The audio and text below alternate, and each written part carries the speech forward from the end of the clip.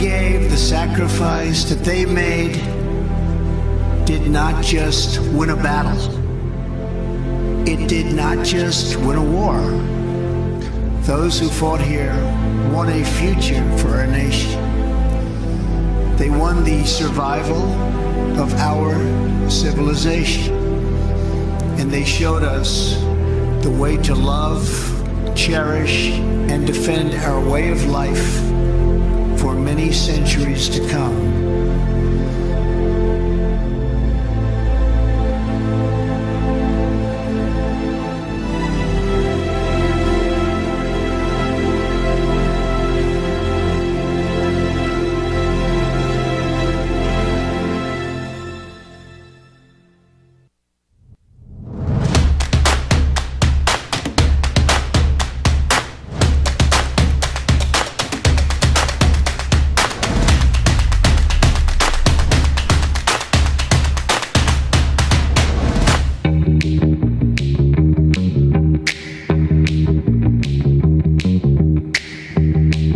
Years ago today, June 6, 1944, 150,000 Allied troops landed on the beaches of Normandy to defend liberty and defeat evil, some of the bravest men this country has ever known, and they should be remembered as such and celebrated as such.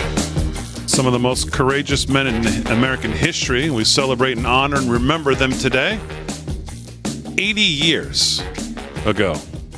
Live from Studio 6B, glad you're in. Great opening. President Trump, who understood these days, understood the sacred nature of these days, unlike the current jackass in the White House, who was an embarrassment today, and we'll get into why on many levels. Yeah. But by the way, real quick, just keep in mind, you say these brave men, a lot of them you would call teenagers, kids, because a lot of them lied, changed their age so they could go and fight. Keep that in mind too. Think about those guys in that context, and then look around what we have today. Kind of, woof. Yeah. My friend's father who died. My friend who died 9/11. His father was 16 when he joined the Navy, and crazy. Wound up fighting in the Pacific. Live from Studio 6B. Glad you're in on a Thursday night. Slick Rick's going to be here to do some sports. Rick Delgado's here now. He's going to do some news. How was your day? You're bat-free today, I hope? I was bat-free today. Okay, Who good. knew? Right, Who knew it would be such a quiet day at home? No bats, no belfry, no nothing. Very good. Mr. Zier is here, the host of Breaking Point on Saturday mornings. What's coming up on Breaking Point this Saturday morning? Well, I got a great show this weekend. I'm going to play some more Israeli hostage family interviews. I got Pastor David Lowery on the streets in Chicago. Chicago led the United States for 12 years in a row through 2023 for murders. 5 times the murder rate in New York. So I got Pastor David Lowery talking about this Border 911 event next week. Terry Newsom, activist on the ground in Chicago, getting Republican representation for the black community, minority community, and the great people of Chicago who the Republicans have done nothing for in Illinois. And then I got Joshua Macchiello, who is the president of Global Ascension Studios for the Relentless Patriot red carpet premiere next Wednesday night. I'll be in Manhattan. I think Dennis Quaid's coming. All-star lineup is coming there, coming out for Scott Lebedo, street artist. And it'll be the premiere, and his movie opens up in 700 theaters on Thursday. Okay, very good. David Zier will have some news as well tonight on a busy show. Dr. Holly Lucille is going to join us, I believe, at the bottom of the hour. We'll talk a little bit to her. But I want to start the show, obviously, on this 80th remembrance, 80 years ago today, remembrance of D-Day. I want to start with a great speech by the president. No, not the current president. He's a moron, and his speech sucked.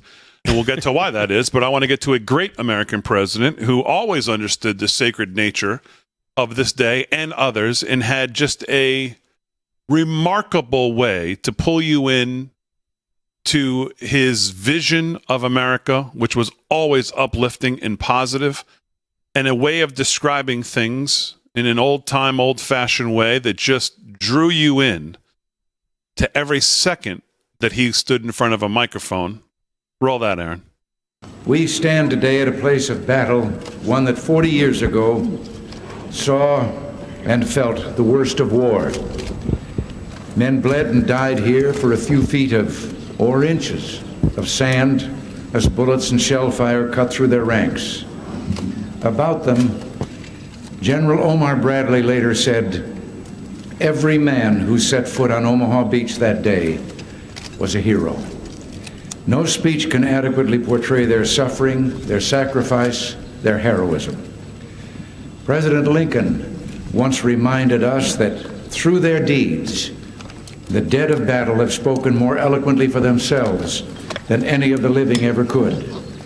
That we can only honor them by rededicating ourselves to the cause for which they gave a last full measure of devotion. Today, we do rededicate ourselves to that cause. And at this place of honor, we're humbled with the realization of how much so many gave to the cause of freedom and to their fellow man. Some who survived the Battle of June 6, 1944 are here today. Others who hope to return never did. When men like Private Zanata and all our Allied forces stormed the beaches of Normandy 40 years ago, they came not as conquerors, but as liberators.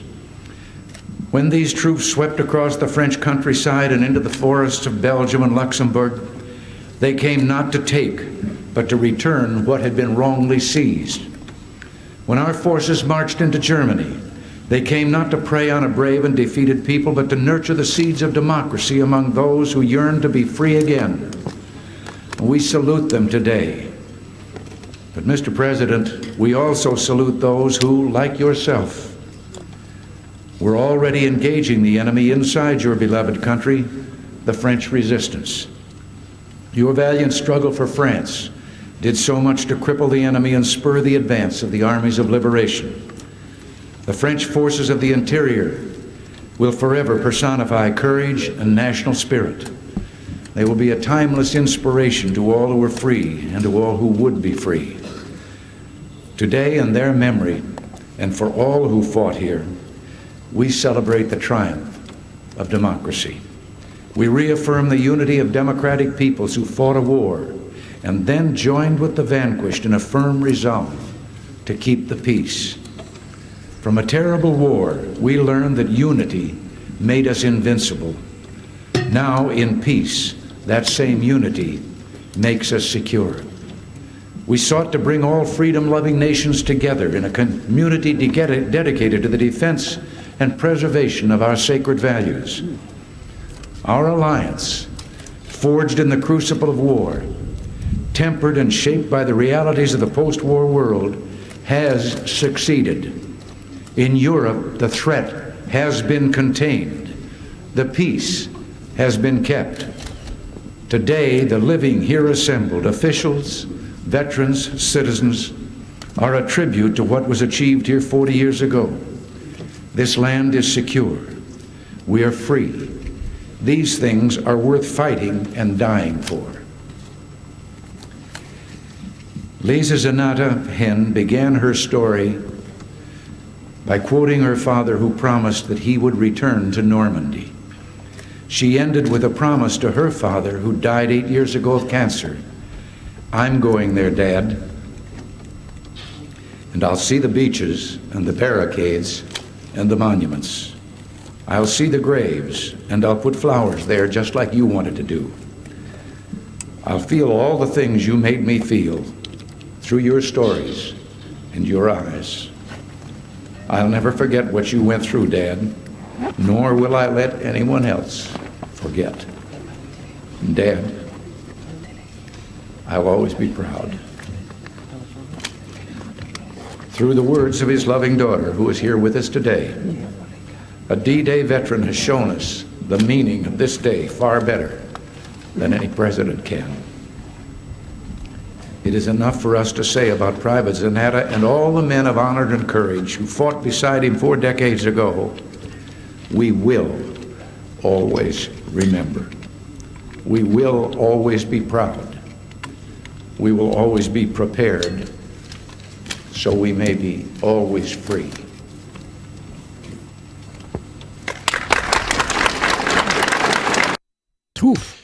And that's how it's done. That is how it's done.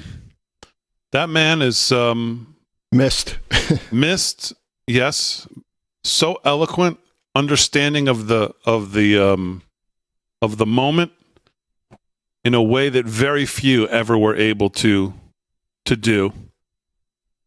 The delivery, the writing, everything down to the classiness of approaching days like this.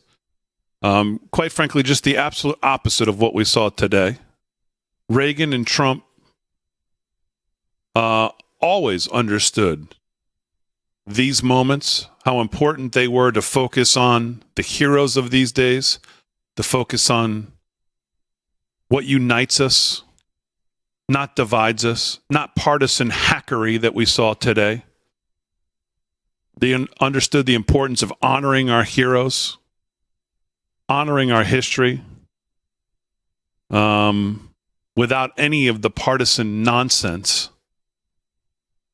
of the embarrassment that we saw today. And what's amazing about it, and I want to know what you guys think as well, is the bar is set so extremely embarrassingly low for Biden. I hear people today, I mean, hacks that you would expect, Geraldo Rivera and others, but I hear others who you would not expect say how good Biden was today in this speech. I'm thinking to myself, what were they listening to? How good he was, because he didn't fall over, at least during the speech. Almost. Who knows what he did after that? Looking for chairs that are not there or at the wrong time, having his wife having to tell him, no, it's not where we sit, Joe. Everybody else thinks he had a Nadler moment. I mean, but if we're going to be fair, obviously he went to sit down at the wrong time. I mean, it doesn't, taps, he turns around away from the floor. I mean, it's just embarrassing. It's just absolutely an embarrassment. The speech was just partisan hackery nonsense for most of it. Working in all of his support for Ukraine in there. Who wants to hear that? These guys who, some of the great heroes ever sit behind him, watching this guy tear across the country that they willing to give their life for, and a lot of their friends did. I mean, just gross, quite frankly. Rick Delgado, your thoughts? You know what? You kind of encapsulated it there pretty good. Just a complete embarrassment. I mean, talking about killing Russians. This is his speech. Because it's what serves his political ideology, what serves him politically. That's why he was saying what he was saying. And what's crazy is that he didn't write that speech. Somebody else wrote that speech. He was just able to spit it out. Yeah. There's more, but, we're coming up hard on a break here. Just filled with political, just disgusting political overtones that are just honor the people there, buffoon. All right, we'll get into more of this, plus we'll do news and sports when we get back. Live from Studio 6B, just getting started on a Thursday night.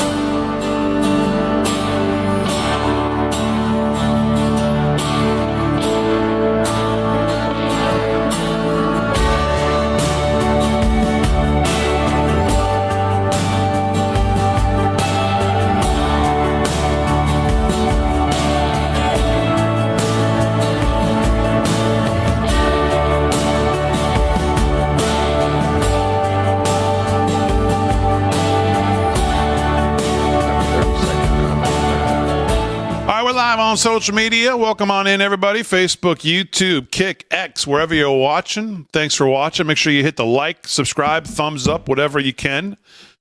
Get the stream out there as the numbers continue to build. Thanks to you doing those simple little things that help so much. Welcome on in. Tommy Viper, how you doing? Tommy.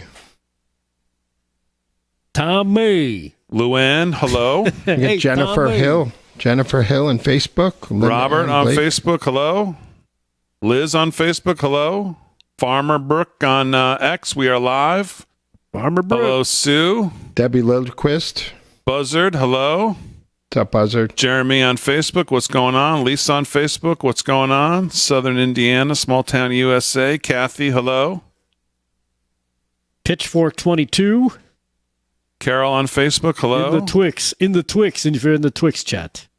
Did Brandon talk about how his son died? Yeah, I mean, he might as well have. That. I mean, I don't think he actually did. He mentioned him. Shockingly. But that's a great point. I'm surprised he didn't. Yeah. Tanya on Facebook, Chad on Facebook, Diane, Cindy, Kathleen. Some people are very upset. Laurie, Branson in the house. Chinchilla says, Damon, Rick, and Woody, howdy. Evening boys from West Hartford, Connecticut. Hey, John on YouTube. Not too far from where I grew up, the embarrassing town of Wethersfield tonight that's in the news the last couple of days. Just an absolute embarrassment. I wasn't going to say the name of the town, but now that you said it. Ugh. Don't worry. Florida stepped up again. Florida stepped up today. Florida? Yeah. Well, Florida just keeps winning on all levels. Did you see Disney? No. I mean, just with Disney. Talk about sticking the landing after just whooping up on them, as the governor has continued to do. Hey, Trey on Facebook, what's going on? Howdy, everybody. Getting a lot of hellos. Can't get through them all. Amy on YouTube, how are you?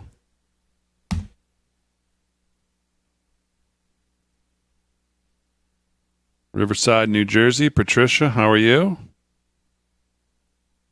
Hey, boys, you are my go-to for the night. Thank you, Lisa, on Facebook.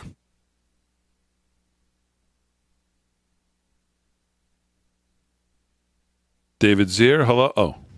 Hey. Which chat am I in? You.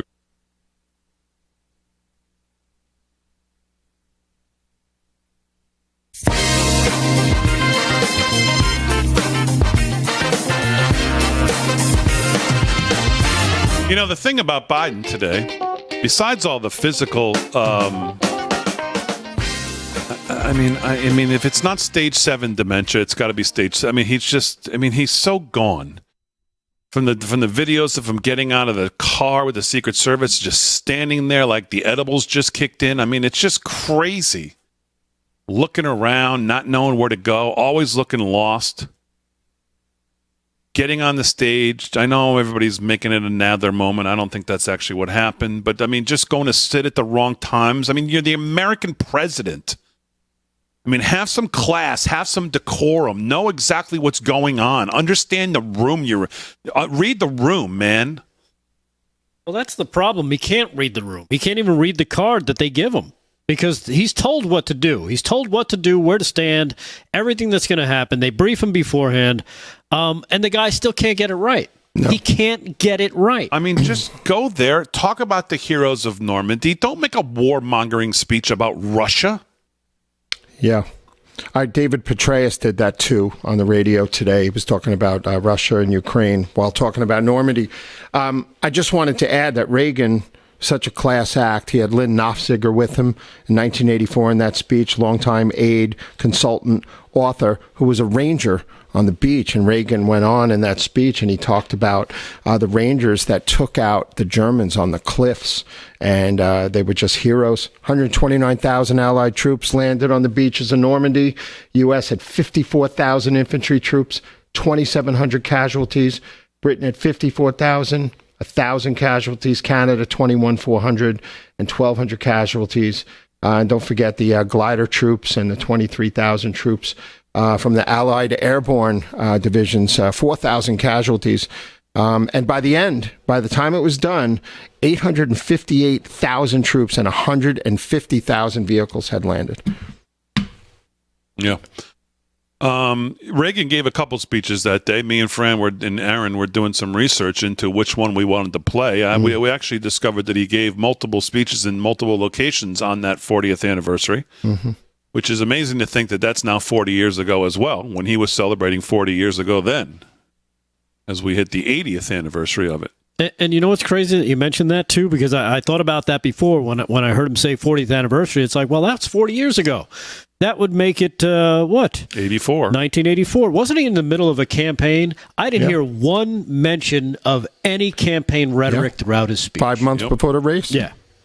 Exactly right. Zero. That's Good because point. he had Good class, not like this dirtbag that's currently in the White House being walked around by his wet nurse called fake Dr. Jill. And you talk about, you said before that he didn't write. Of course, he didn't. Obviously, he didn't write it. He can barely read it. But you wonder, even the people who write these things for him or who people around him, is there any situation that they think of as sacred enough to just leave the partisan hackery out of it, that they could just treat as sacred? It seems no. No, because it's just politics, just degrading all the time with this guy. That's because that's who they are. Yeah. You talk about the difference between, different generations. When you talk about differences in generations that are in Washington, that's where you really see that stark contrast in the speech alone. In the speech alone just gives you an idea that these are just progressive wackos that are it's all about consumption of power and manipulation and keeping what they have because they don't want to lose it. That's why they're freaking out over Trump. And so everything has to be laced with demonizing anyone who could be their enemy. Yeah. Or is their enemy. They have to do it. That's the only way they can survive. That's the only way they think. They're not probably nice people. They probably don't have a lot of like if one of them got sick, you probably wouldn't see a lot of people visit them in a hospital because they're not you could tell they're probably not really nice people. Only a-holes, act like that. Except for someone like me. Yeah. But still, it just makes you, it takes you to those, because the people in Washington, at least you wanted to believe back when Reagan was president, and even before that, they had decorum. They dressed a certain way. They talked a certain way. They didn't do certain things. You know what I mean? Yeah. It's just. Different animal. Yeah, different animal. I think Rita Cosby was there today from WABC News, and she was reporting, I think there was 200 U.S. veterans there from the Normandy invasion. These guys. And they have to be disgusted looking at this man who's destroying the country that they went to go save. And they're all dying off, and they got to listen to this crap. Think about those veterans sitting there looking at a guy who's trying to destroy the country that they fought so hard for, what they must feel on a day like today, where he can't just go there and honor the memory of those who died and honor those who are still with us. There's very few. But any veteran who's there, you don't turn it into a political sideshow as he did today. They can't help themselves. Just total disrespect for the moment, not understanding the moment, not understanding where you are, and just being able to get away from your ideology for 2 seconds. And then he goes there and speaks of things like tyrants around things around the world that his administration is partaking in, imposing on American citizens right now, tyrannical things that he talks and goes there, tyranny. Just no concept or understanding of what's going on, where Trump and Reagan always understood. Yeah. Reagan, for me, there's no comparison. My sister worked on the Reagan Ranch. It's incredible. Some people can just not resist playing politics, even on sacred days like today. So, anyways, we'll move past that. Let's do some news. Slick is, I think, at his event tonight, so he's not here. So we'll just wait on him. But let's do a little news. There's other news, obviously, going on today as well. Got a new poll. I want to go over some of the numbers. I don't believe any polls. I'm not going to believe any polls. But certainly as when you find things kind of going in a direction, multiple polls showing certain trends, I like to look at some of those, and what does that tell us? So we'll get into some of that as well, but let's do some news, Rick Delgado. What else is going on? All right. Well, of course, the Hunter Biden trial in Delaware continues as Hunter Biden's sister-in-law turned lover Only in this family. Testified Thursday that the first son introduced her to crack cocaine in the summer of 2018 and that she was embarrassed and regretted that time in her life. Haley, the widow of Hunter's late brother Beau Biden, also told the federal court why and how she threw out the .38 caliber revolver prosecutors say Hunter illegally bought and owned before undergoing a withering examination by defense attorney Abby Lowell. Here's actually a cut. This actually turns out to be probably the best part of the Hunter Biden trial today. This is cut number 21. Take a look at it for yourself and pay attention to the text message that they read at the end. and a gun. We have surveillance video Here's Halle right there Berry. of her. This was presented Halle, just in court this afternoon, allegedly of her stopping at a local grocery store here in Wilmington, Delaware, and then discarding that gun inside a trash can. Near a school. A day later, a text message between Hunter and Halle. Halle says, "Why won't you answer my calls? Where are you? Are you with someone?" Hunter replied, "Yes, Bernard, who hangs at 7-Eleven on Green Hill in Lancaster. I'm now off Maryland Avenue behind Blue Rock Stadium waiting for a dealer named Mookie." Now, despite waiting for his dealer named Mookie. She had to go to rehab. I see Biden today saying, at least I saw a report, I guess, that he says, "Oh, I'm not going to issue any pardons if my son's found guilty." Oh, okay. Yeah, because any of us believe he's going to be found guilty in Delaware. Exactly. Great point. That's so you're really going on a limb there, Joe. Oh, you're a tough guy. Of course, Halle was testifying under the promise of immunity, and recall the pivotal moment she found the gun dropped off to her by Hunter Biden. He was tired, exhausted, looked like he hadn't slept. When the prosecutor, Leo Wise, asked if Hunter was on drugs at the time, Halle responded, "He could have been." Water could be wet. All right, live from Studio 6B. We'll do some more when we get back. News with Delgado, with Zier, sports with Slick eventually. Aaron and Fran, of course, holding it down as always. Harry on the highway, heading back to the studio from Washington, D.C. Maybe we'll talk to him as well. We're back right after this.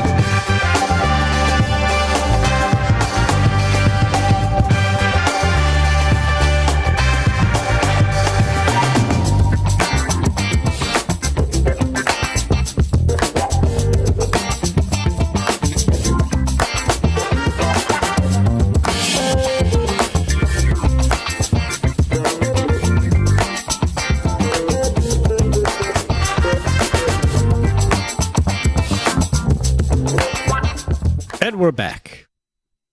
And we're back. In the chat. You want to do some cursing? Someone said, who's going to take over for Bannon now that this joke of a... I'm calling our guest. Yeah, it should be Raheem or Dave Bratt. I think it's his daughter, right? Maureen. Maureen's great. Yeah, she's really good. Forgot about the guest. Yeah. She's very nice, too. Pull up. What's going on here? You know, between Natalie and all those, they could... Yeah, with his attorney, that's a great clip. That attorney laid out exactly... Oh. All right, I can play it off on here. That's all right. We got plenty of time. All right, so who do we have coming up? Dr. Holly Lucille, I believe.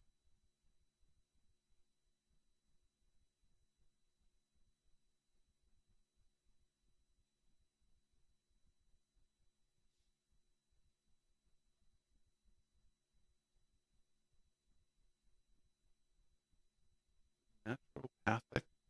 Or no? Yeah, naturopath. Naturopath. Uh-huh. Okay.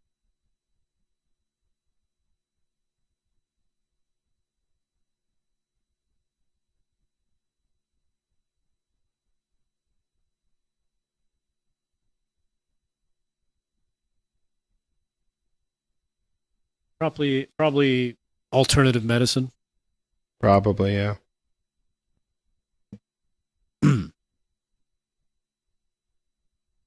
All-time list. Mm-hmm. Oh, I hear high heels coming. It must be Slick. Let's just make sure if we're going to take it, it's a good connection. No, I've never seen that. That was a calendar one. Was it? Yeah. I didn't get a calendar. What? You didn't order a calendar? Disgraceful. Why would I order one?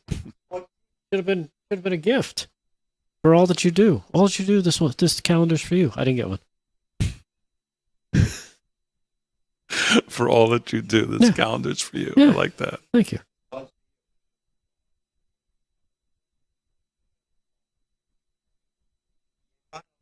Right now. Yeah, that's right. Let's go, Luca. Dallas is going to whoop those boys. No. I don't know.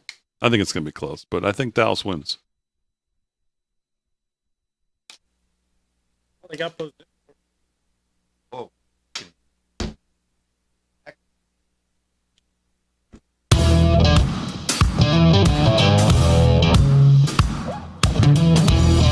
right, 30 minutes past the hour, live from Studio 6B on a Thursday night, June 6th. On the East Coast, Real America's Voice. Glad you're in. Slick's going to do some sports. Slickster is now in the house. Slickster, how are you?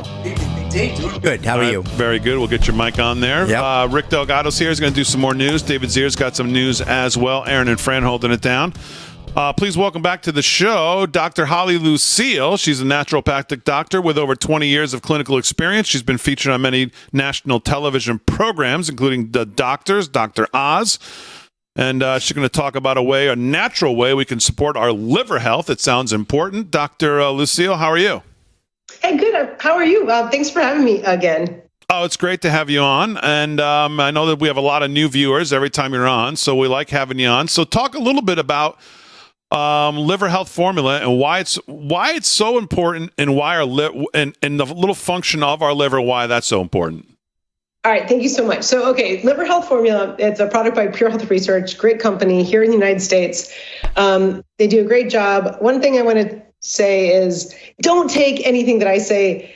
You can go to their website, and if we're talking about Liver Health Formula, check out the testimonials. That's my biggest thing this time.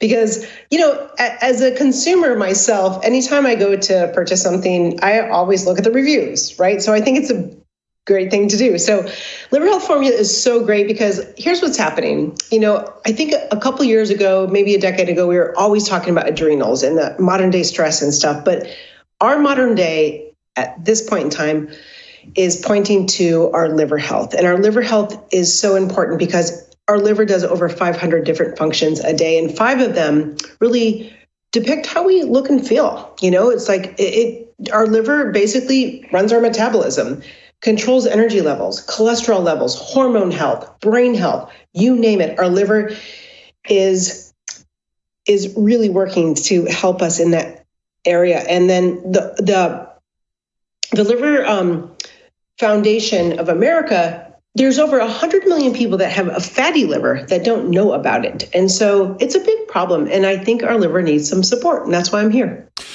Are you finding, as we obviously, the world continues to evolve, medicine continues to evolve, vitamins and things like that, you start new research. Are you finding, especially for the liver, there's new things that people are finding? Like now you're hearing a lot about methylated vitamins, and you have to take methylated, folate for your body to have those ingredients. We got to start treating what we're missing, not necessarily what we're finding.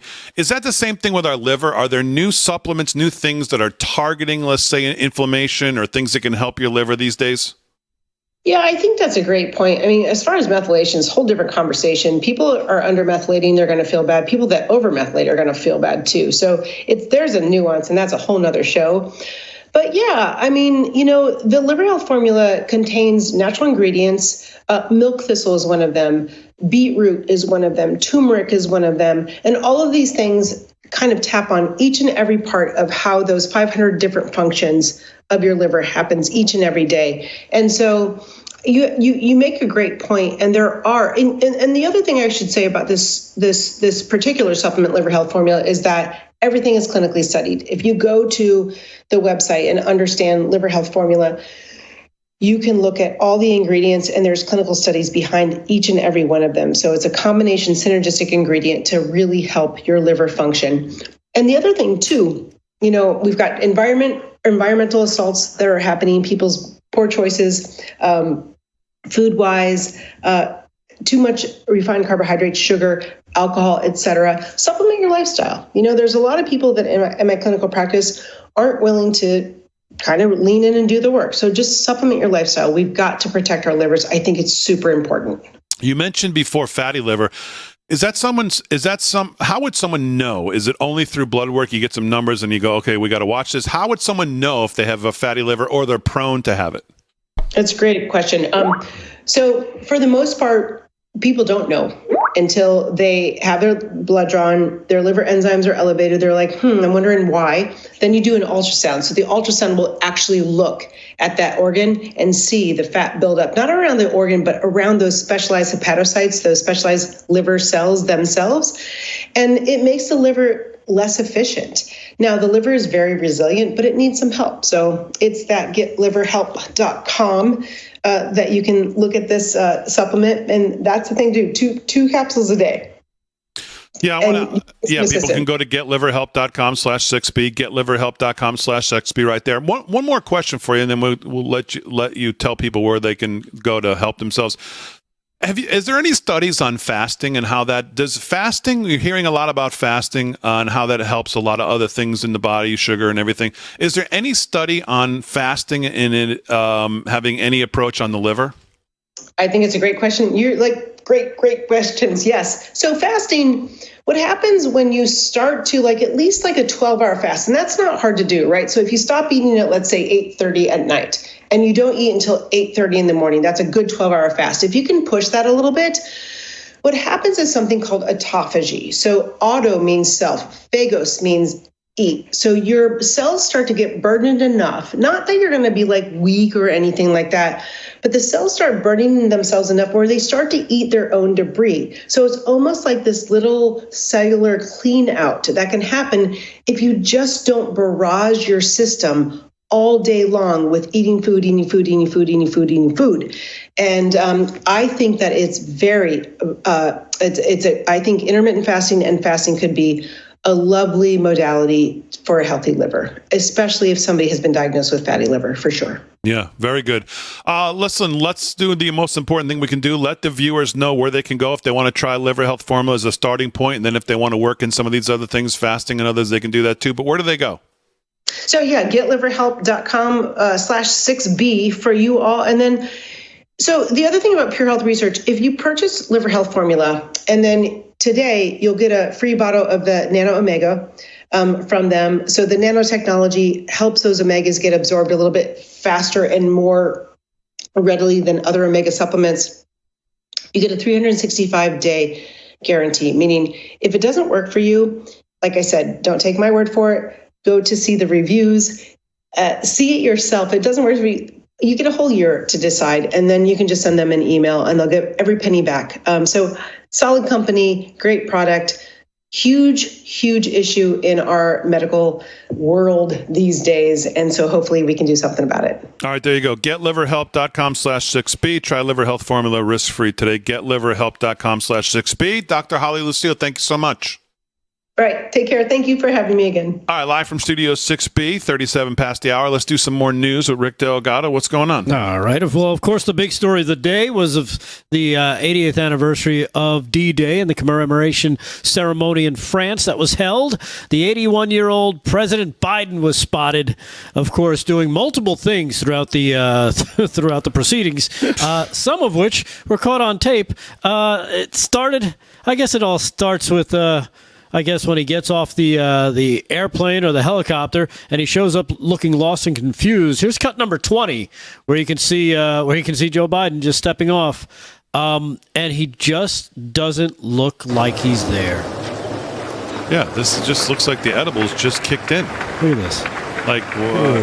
It's crazy. Then watch him look to the left, up into the sky. Yeah, here. up into the sky. What? And you notice how he keeps his hands he can't really do anything. Gone. He's just gone. It's just an embarrassment throughout the day. The first lady, but they're gonna run him. The first lady, of course, came to his rescue when he was seen grasping for a chair that wasn't there. It was further back. This is cut number. This is cut number 11. Here's Joe Biden. This is probably the most watched one of the day, as he fumbles around looking for a chair that just isn't there, and the first lady has to tell him, hey, don't try to sit. Yeah, right. To be fair, it actually is there. It's just 5 feet back. Have some decorum. And please welcome the Honorable Lloyd J. Austin. Don't sit down. Then he sits down. To be fair, people are, I had people write me when I posted this and said, well, it's not in context. There was a chair there and you did go sit down. It wasn't. Okay, fine. But you know what? They don't deserve fair. We don't get any fairness from them. They don't deserve any fairness. And it's not about whether he Jerry Nadlered himself. Okay, people want to joke about that, whatever. But the point is, you're the American president. Go overseas and act like one. Remember when Trump was overseas and he was moving in front of a guy? I'm the focus here. Yeah. I'm the guy. I'll be the last one to sit down because I'm the most powerful guy here. I represent the most powerful nation. and have some decorum and look like you actually mean to be there, and you're not just weak, pathetic, frail old man who no one respects, and I got to be the first one to sit down, and I don't even know what's going on. And it's just the overall look. It's embarrassing. Yeah, and especially towards the end of the main ceremony there, where he decided, well, I guess I got to the end of the line. It's time for me to go. And this is cut number 22, I should say. Here's Joe Biden leaving early, and watch as a French. Is it a French president? Macron, yeah. Macron. The president has to run back and continue shaking hands with people because Joe decided he was going to leave. Watch the handler here, running out. They're like, where's he going? Where's he going? Where are they going? Like, again. Yeah, and look at Macron. He's got to run back. Take some time and Yeah, I don't know. He doesn't care. It's just, right, like this is what he should be doing. Right. But he can't. No. Because he doesn't know where he is. The good doctor has to get him out of there. He was probably coming down off his meds. Last cut here is cut number 21. I guess at the ceremony that they did over at Omaha Beach, I guess they caught Joe Biden taking a little nappy nap. little nappy time there, Damon. Check this out. Au-dessus de nos têtes, des énormes obus de nos navires de guerre. It's just again, like, I don't know that he's sleeping. But what else? But whatever he's doing is not appropriate. It's disrespect. You're the American president. Look the part, man. We know you can't. But it's just, my God. Just never ends with the embarrassment of this guy. Later on, I don't know if you probably don't have this clip. I think they played taps. He turns.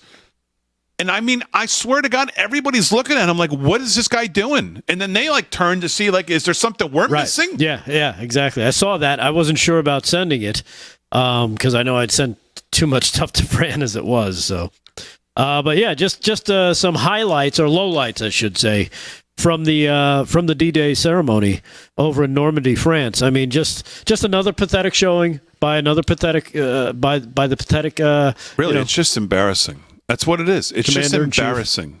None of us want him to be, but he is the president. He represents the country. He goes overseas on these solemn days like this, and he's just embarrassing. He shows no strength. He shows no power. He shows no grit. He shows no anything. No. It's just total embarrassment. He looks like he doesn't know where he's supposed to be. He doesn't look like he even knows who he is. He doesn't look like, and you have the bravest of the brave, and he can't take the time. Guys who are older than him. Yeah. Who are able to, know they know what's going on. It's just amazing. Unreal. It's unreal. All right, David Zier coming up. Slick coming up as well. Live from Studio 6B on a Thursday night.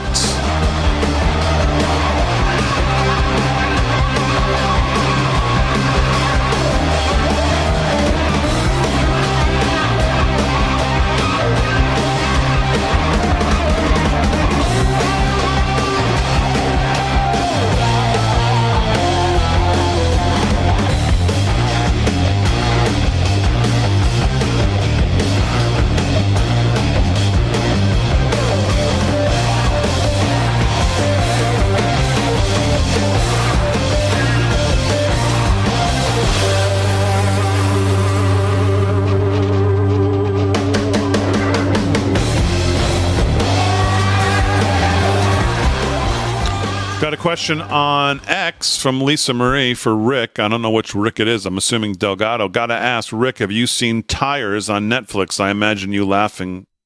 Tires? You're behind off, yeah. No. Okay. I haven't seen it yet. Now I got to put it on my list because I'm still sucked into Suits that Damon got me locked into. Oh, you watched Suits? Nothing better than that. Suits is awesome. Somebody on Twitter also says, I love the show, but all the Rav shows having the same in-show advertisements is enough to make you turn the channel. If you're going to do this, vary them. Okay, well, that's more for the network than us. Programming. Absolutely love you guys. Penny, thank you. There's another show I started watching on Netflix too. You. It's called. Have you seen this show called Evil? No. It's pretty good. I watch literally no TV. Like other than obviously politics stuff. Dr. Pecker on the YouTubes. No, on Getter. YouTubes. On the YouTubes. Go to the YouTubes, Bernie says. Let me check the YouTubes. See who's on the YouTubes.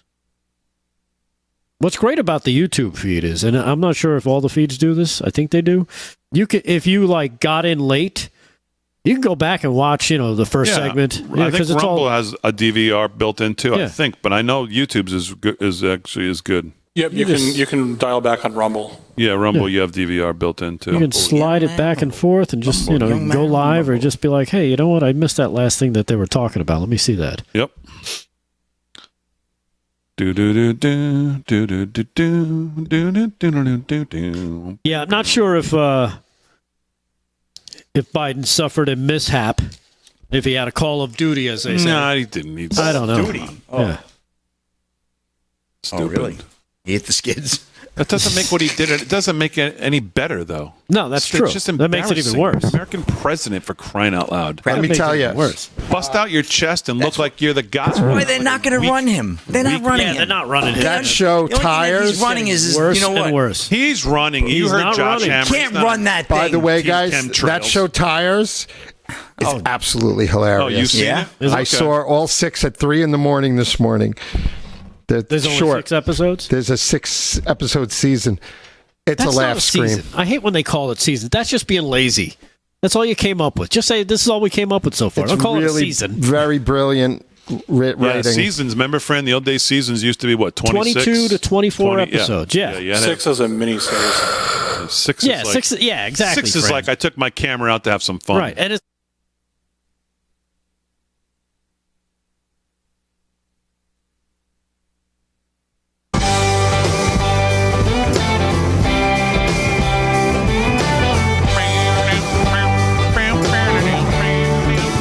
13 to the hour, live from Studio 6B. What? That sounds like awesome. my singing? You're very good with the mouth guitar. Yeah. 13 to the hour, live from Studio 6B on a Thursday night. Eddie Van Halen over Twang.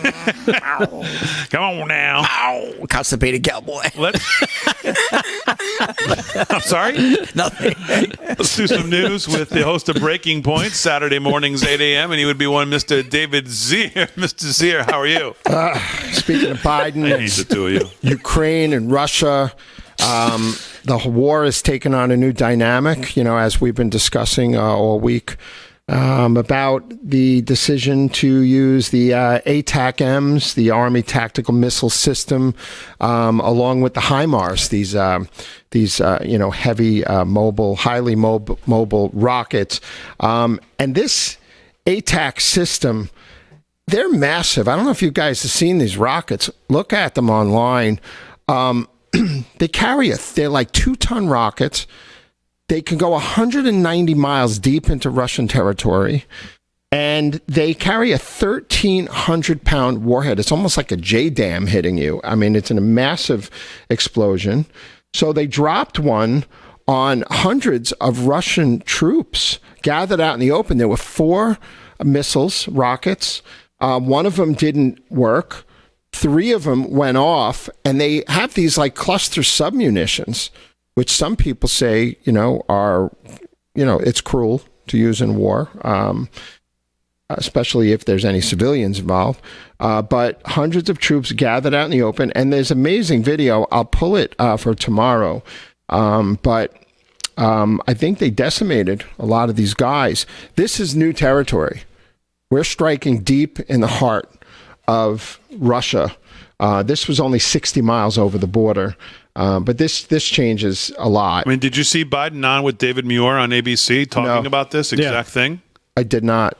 Yeah, I saw it. I mean, it's just, again, he looks like his eyes are just wobbly, and he's being asked about these, like you said, things that have never happened before. And he's like, now you're giving, they're they're striking Russia with U.S. rockets on your approval, and he gives this answer like, well, I'm only approving it for certain miles over the border. We're not we're not striking Moscow. Oh, you're not striking Moscow. Thanks for letting us know, Joe, that we're not World War III is not officially starting today. Great to know. This is sophisticated weaponry, and I don't know if you guys have been following. The Russian fleet has been pulling out of Crimea and the Black Sea. A lot of ships, because they already had like 1/3 of their ships taken out over there. This thing is going to escalate, and I just wanted to point out that Hezbollah is gearing up, and on the border, 91,000 people have been evacuated already from northern Israel, and I think about 30,000 in southern Lebanon. Hezbollah forces are gearing up with over 200,000 rockets, they think. Let me play this for you, because since you're talking about this, it's important. Just listen to this guy. Make sure the audio is going to you guys. Here's David Muir asking just about what David was just reporting on these rockets. I mean, does this give you... it's just... Listen to this. It's not lost on us where we are today, what these brave young American sons did 80 years ago. And we know what we're witnessing in the world right now, the wars, the deep divisions at home. What do you think these American heroes can teach us right now about meeting this moment? Stand up. Tell the truth. Serve your country. What? Imagine what they had to come through. I was here 30 years ago, came in on a landing craft. You could see from out there what they saw here. Comparing Normandy to Russia.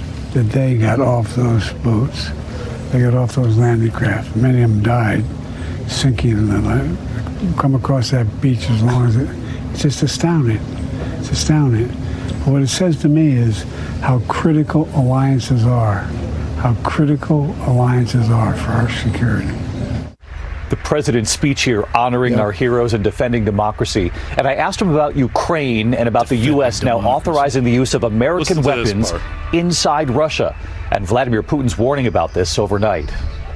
I wanted to ask you about Ukraine. I know for years you resisted the idea of American weapons being used for any sort of direct strike inside Russia. But we did witness this shift in recent days, authorizing American weapons for limited direct strikes. Are American weapons being used right now inside Russia? They're authorized to be used in proximity to the border. We're not authorizing strikes 200 miles into Russia. We're not authorizing strikes on Moscow, on the Kremlin. Oh, okay. Let me ask you about what Vladimir... Yeah, just not true. I mean, first of all, what is going on with him? I mean, I know we've been saying this for a long time, but like, you get these moments where it's like strikingly bad. Yeah. He looks striking. I mean, he looks like he's on death's doorstep here. Especially when you consider what they're talking about, right? I mean, the gravity of what they are talking about. You would think you're sitting up in your chair. You're on high. You would think the person in charge of all this would be really like, tuned in and leaning forward and be like, let me, really taking command of this is what we've authorized. This is what's going to happen. We've approved this. We're not going to do that. We're going to make sure that this happens. Yeah. None of that. He's, we told them they couldn't do that. I mean, that's what you get. Just brutal. It is brutal. I had one more clip I just wanted to get to. We have cut number 9. I got to work alongside Mike Davis outside the Trump trial. And what a brilliant guy. He was with Dave Bratt on the War Room today, cut number 9. Give us just 3 or 4 bullet points of what we would have to believe for there not to be a conspiracy or a grand plan to have all this drop just miraculously 6 months before a presidential election. Well, I think what we need to do is open a criminal probe on January 20th, 2025 by Trump's acting attorney general on day 1, a criminal probe on this obvious criminal conspiracy by President Biden, Merrick Garland, Lisa Monaco, Jack Smith, Jay Bratt at the Justice Department, Gary Stern, the general counsel of the National Archives, the Alvin Bragg, Matthew Colangelo, Tish James, Nathan Wade, Fannie Willis, Judge Juan Merchan, Lauren Merchan, Judge Tanya Chutkan in D.C., who put an unconstitutional gag order on President Trump. There are so many potential fact witnesses at a minimum for this obvious criminal conspiracy against President Biden, for this obvious criminal conspiracy against President Trump, his top aides like Peter Navarro, who's in prison right now, for Steve Bannon, who they're trying to send to prison for their attorneys, Jeff Eastman, Jeffrey Clark, John Eastman, Jeffrey Clark, and these January 6 supporters. This is a criminal conspiracy to violate their civil rights under 18 U.S.C. 241 and 242, and there needs to be a criminal probe. And then we'll find out what the evidence shows. But I would always say, let's remember what the Democrats always say to us: nobody is above the law. So lawyer up, President Biden, and your allies and your aides. I just wanted to add, all of these indictments and arraignments of these what they call fake electors are just people questioning the results of the election in all these battleground states. They're starting at the top and they're picking us off one by one. I mean, the Steve Bannon thing is just when you think about the crux of how this started, not about necessarily him answering or not answering the directly the subpoena, but where that subpoena comes out of. And what we now know about that body, the Salem witch trials here, this absolute nonsense. You got Cassidy Hutch. These people come in and just lie their ass off. And yet the one thing that's going to come out of this that we're all going to remember is Steve Bannon.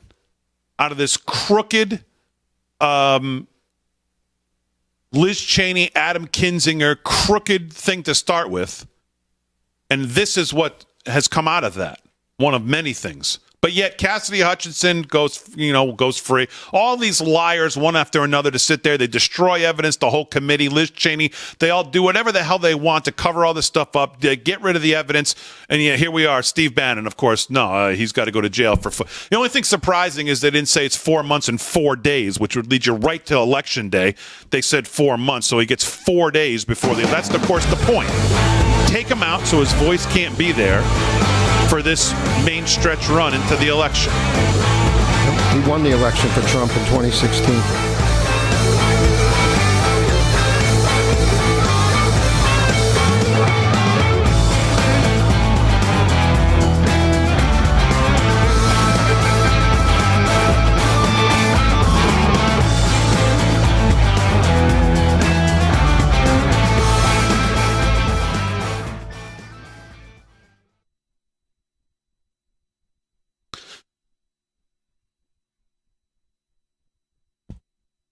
Then we're live in the chat. Hey.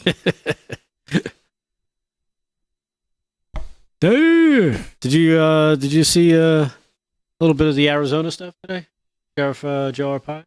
What happened to camera? I got that clip. Uh-oh. It's good. He did good. Oh, right. Did good at what? What are you talking about? He did a good speech. Did you see Ben Bergquam? Yeah. Adam Schiff? I saw that yesterday when it came out, yeah. They juiced it up today. Do what? Somebody juiced it up and made it, you could hear it a little bit better. And yeah, and then the cop. It's ridiculous. Yeah, the cop is ridiculous. What's up, everyone? On X, Farmer Brook. Farmer Brook. Caviar 60. Farmer Brook. Peter P. Mika Trumpington. Dave Syverson, Dave Lacrosse. A lot of Daves tonight. Jeez. Oh, it's Dave night. Davey. David's here. That's right. What you doing, Davey? Hey, Davey. Remember that show? I love that show. Claymation at its best. My church helped make that show. St. James Lutheran Church. I grew up at Woodlawn. Really? In St. James. What are you guys talking about? Were you in that show? David and Goliath, the Claymation. Hey, Davey. You don't remember that? It was like a Sunday morning show. Yeah. Yeah, it was like Claymation. Yeah, it was Claymation. Yeah, the Lutheran Church. Yep. Oh, my goodness. It was a great show. It was a great show. Delgado's parents would put it on. They'd leave him there for a week. Just leave me. I could just sit there and watch it all day. Little Davey and Goliath, the talking dog. Hey, Davey. Davey. Yeah. Delgado was wondering why his dog didn't talk to him. Like, hey. What? He was barking up the wrong tree. Harry, talk to me, Harry. Need a coffee. You got Kramer? Yes, sir. Kramer? Yes, sir. I need a coffee, too.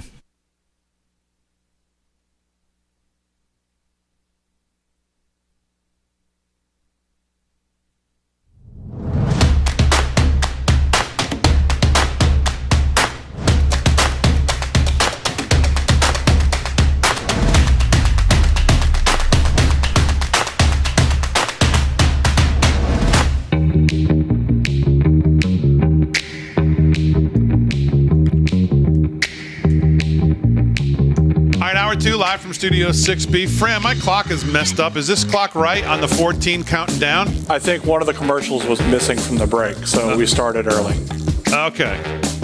All right, whatever. Live from Studio 6B, hour 2 on a Thursday night, June 6th, 9 p.m. on the East Coast. Rick Delgado's doing some news. David Zero will have some more stuff as well. Aaron Fran holding it down. We didn't get to do sports. Slickster got here just a tad late. Did you have an event tonight, Slickster? I did, yes. I had an event for an elected official, campaign fundraiser, which we had to go to. Okay. So How did you raise some funds? Yeah, of course. Well, we donated. Yes, of course. Absolutely. I ran into all the local government officials. Okay. It's good to see everybody. Is this absolutely. An elected official that supports, who is this, some rhino? Iceland. No, he's actually a conservative. Okay. But with the endorsement of the GOP. Nice guy. For the town. Okay. Excellent guy. Great guy. Okay, good. Good to know. I told you I went to that thing with my son on for the trades, and state senator, I believe it was Mario somebody. Is that Mario Matera. He's my friend, yeah. He's Mario a super Matera guy. was there. Nice, well-spoken guy. Seems like a nice guy. He's with the Plumbers Union. Yeah. Every time I see him, he says, I always love when you speak. He always says it to me. That's what we were there for. We listened to all the unions, and he was the leader of it. He did a nice job. So nice man. I don't know much about him, but yeah. Okay. We have some good government officials on the island with good agendas that are starting to pull the rope together. We have a Republican county executive now, so things are really starting to come in play. I see more development going on, some more sensibility, and pro-business stuff going on. Even money's going to happen. There's not a tremendous amount being built, but there's a lot of multifamily. Yeah, I know. Yeah. All that's right, the very problem. Good. Let's do some sports. Sure. Sports is brought to you by Mike Lindell and MyPillow. Use our code LFS6B at checkout, and if you do, we'll give you the. What are we doing now, Aaron? We're giving a shirt of the month. I have lost track. Or we're getting the Biden shirt. They can get the Biden shirt. We're giving away the Biden shirt upon request because I'm not going to send it to everyone if they don't want it. Correct. So if you request the Biden shirt, I'll send it to you. But it's the Trump shirt. It's the yes, it's We the the Trump People shirt. shirt. We the People silhouette. November 5th. Come on, get it on. Let's From go. now until the election. That's yes. right. But you can also get the Biden shirt upon request. Okay. So you can get one, the other, or both. Just let us know. Okay, there you go. Both, really? Okay. You said that, not me. Oh. All right. If I said it, we'll stick with it. You can get both. Okay. Man, Santa Claus.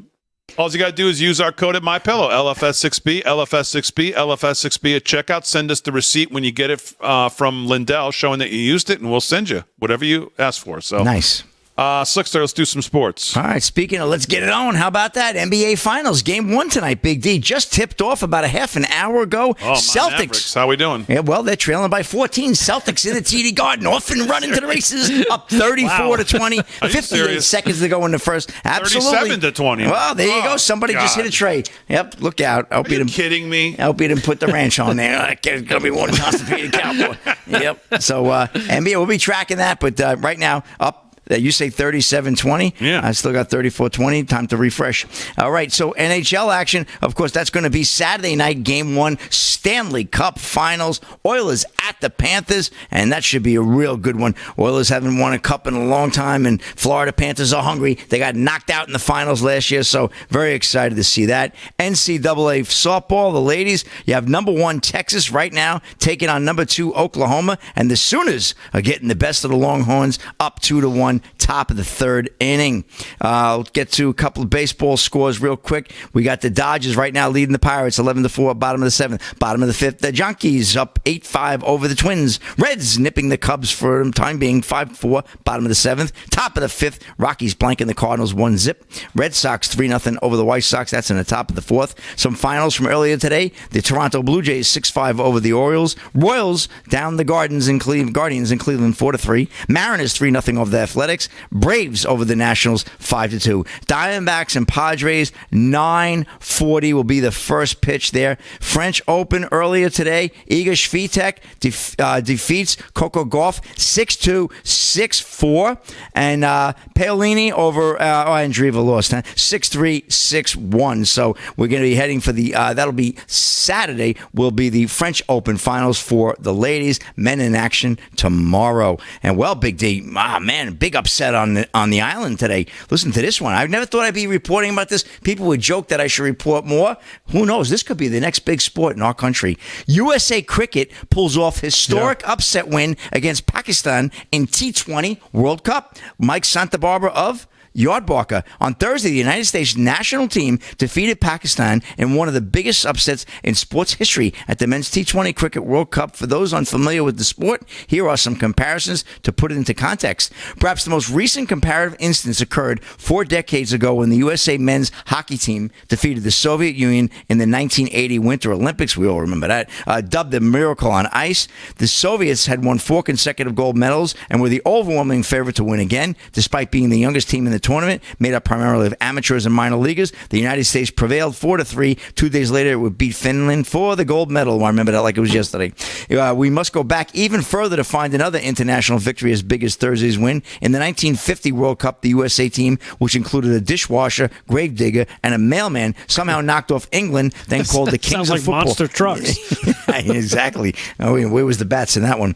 Similar to the examples above, this is a tough name here. Sarub Nakraleva, a full-time engineer, is one of the top players on the USA cricket team. Likewise, the win over Pakistan wasn't without drama. USA gained a surprising early advantage at one point, only needing 56 from 7 with 9 wickets to go. You following this, Big D? But a sloppy Pakistan team regained its footing, forcing a tie score of 159 and the super over or overtime. But after gaining a cushion of 19 in extra time, USA was able to hold up Pakistan to clinch the win. The victory puts USA cricket on the map, but this may be only the beginning. With 2 more group matches remaining against India and Ireland, it will only need to win one of those tilts to advance to the Super 8s, which seemed unfathomable heading into the tournament. Could this be the start of an explosion in cricket popularity across the U.S.? Only time will tell. At gunpoint, I could not tell you, you wouldn't how know to play the a wicket game, and a picket. How you score, how you...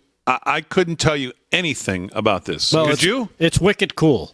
I watched cricket in Bermuda, and I couldn't figure it out. No. But this is big for Long Island. The International Cricket Council World Cup being held at Eisenhower Park on Long Island. They built a little stadium for it, too, right? Yes, they did. Big boon, economic boon for Long Island. Yeah, for the local restaurants and all. And they outbid Manhattan. The New York City. I think it's great. A lot of people converge. Obviously, they're worried about any issues there. So a lot of security there. The local restaurants, they've been showing it on the local news, really looking to boom. Who was the lead player guy for the? Oh man! I got to get the marbles. Starts with. I need 17 marbles in my mouth to pronounce these syllables. It looks like Surab Netvalvalka. Oh, boy, I probably butchered that one. But sounds like Harry talking about the leader of North Korea. Listen, I asked Big D earlier tonight, who did he have? Pakistan or U.S.? What was his odds? And all I heard was crickets. That's a good one. That's a good one. All right. Well, we'll see, Big D. We got to keep track of the scores in the NBA final. And that's a wrap in sports. Rick, that modular stadium holds 34,000 people. It's a big stadium. I know. It's beautiful. And it's beautiful. Very well done. Yeah. State of the art. All right. Very good. We'll do some more cricket we'll do some more sports a little later. India is the big team. India is the big team. They're playing, I believe, tomorrow. The India-Pakistan game is going to be huge. Yes, that will be. Well, we just beat Sunday. them, though. Yeah, but this is. They just play games. Oh, okay. I don't know how it works. They're still going to go. No All right, question very good. about it. 8 minutes past the hour. We'll do a little more sports throughout the hour. Let's do some more news. And here with that is Rick Delgado. News is brought to you by our friends at 7 Cells, 7cells.com. Great stuff on their site for your health, for your skin. Check them out, 7 Cells for your weight loss. 7cells.com. Our code LFS6B, 10% off whatever you put in your cart. What's going on, Delgado? All right. Well, this is a safety note that just came across a little while ago to me on my way to the show. Sent to me from a friend saying just a safety warning from my brother who's active military in New York. They received from the Army and National Guard a Venezuelan gang has moved into Suffolk County here on Long Island. They generally will hit the back of your car when you get out to take a look. They will try to grab you for human trafficking or hold you for ransom. The Army wants to spread the word not to get out of your vehicle, pull over to the nearest public place, stay in your car, call for assistance before communicating with that person that hit you. They tend to target younger drivers, mostly female. So, be careful. We saw what happened with the shooting of the 2 New York City cops, a 19-year-old migrant who was recruited by a violent Venezuelan gang. So, whether this is, all the details here are correct or not, it would stand to reason that these things are happening, and we see more and more the nonsense going on with the migrants that have no regard for human life Has this been or for reported police. in any local news on Long Island? Not yet. This is like a personal somebody within the military sent it to a friend, and they sent it to us. And again, if you got kids, young drivers, hey, make them aware. Just be aware. Trump cleaned house at MS-13 in Brentwood, Long Island, after with 19 murders by MS-13, but they're joining forces with the Tren de Aragua, which is the Venezuelan gangs. And I know a lot of business owners in Brentwood, Central Islip in New York. They were holding their families ransom in El Salvador and in Central America if they didn't pay up $400 a week per restaurant and per business. I hope that's not going on again. That would be terrible. That would be. Keep your eyes out. Trump and if it can happen here, it can happen anywhere. Yeah, because it's not an isolated incident or an isolated place where migrants are only in New York. They are all over the country. Watch out for these. We've heard them talk about the gangs and how they're coordinating.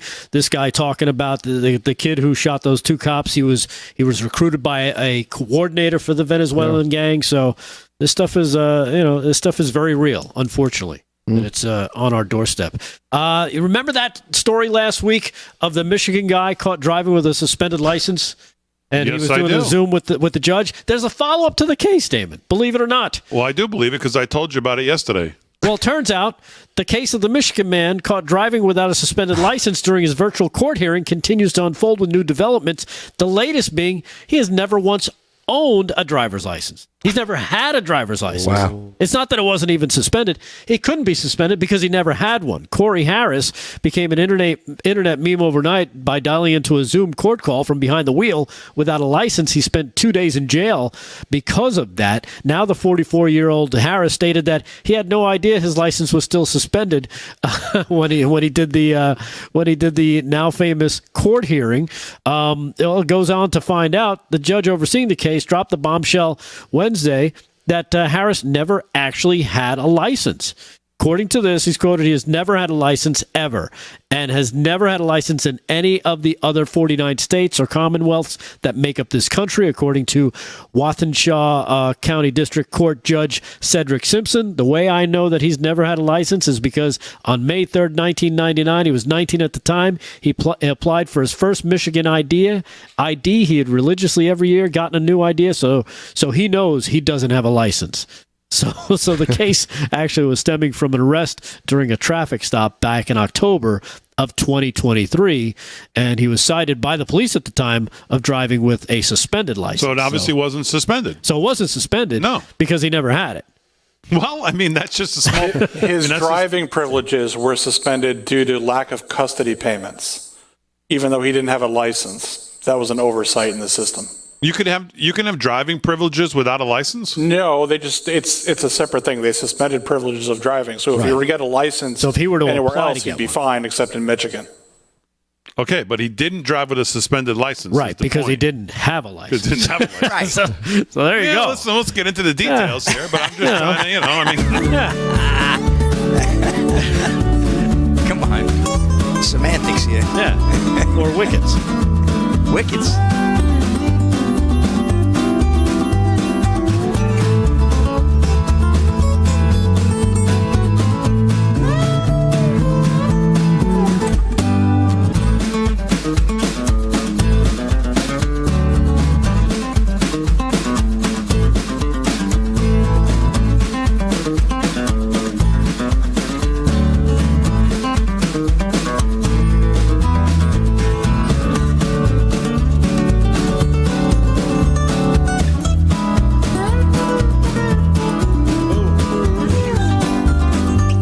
What's a disaster?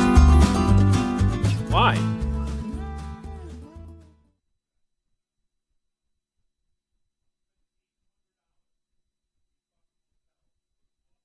Really?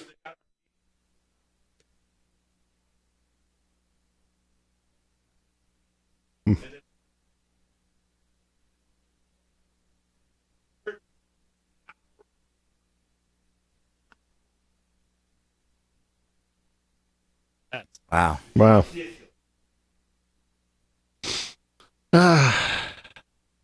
Oh, look out.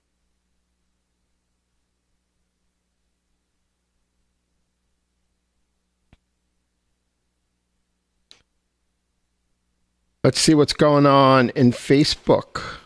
In the Facebook chatters, the Ravengers. Eileen Phillips. Hello, Eileen Phillips. Says hello. Christina Silsky. Love Rav with the boys. Never miss a show. Fort Lee, New Jersey in the house. Fort Lee, New Jersey. I used to live over. Oh, yeah. That's a cute place. Fort Lee. A lot of good Chinese restaurants. Oh, yeah. Well, that's all over. Talk about a Chinese takeout. Eileen from Nebraska. Wait, you're going to the bathroom too? Oh, man. Love Nebraska, geez. Eileen. Love Nebraska. You're not going to be back till the third hour. Jim Perry from South Carolina. Hello. What's the read? I'll do the stupid read. Patriot Mobile. Fran, if you don't call us, we'll call you. Come on. See, this is the behind the scenes that nobody gets to see. Yep. And nobody probably wants to. Nobody wants to, right, exactly. Yep. Oh, my goodness. Remember, the warning before from the police in Suffolk was flashing the headlights. Right. Years ago, right? Yep. Oh, what? When cops My cousin told me that from the 4th precinct. You see flashing out means the police officers ahead. All right, it's in your email. Well, no, they were. Right, thank you. If you flashed them back, they would turn around and hunt you down. That would a gang initiation for MS-13 and Bloods and the Crips. I've seen warnings on that for like 10 years over social media, and I've never seen a proven case of it. Well, I had reports right from the 4th precinct about it, so I know it happened somewhere else in the country, but I've never seen anything here. So you flash your brights? If they flash you back, if you flash them back, they would chase you down. That was the warning that was out there. I remember a case like 20 years ago, Fran, but I forgot where it was. That?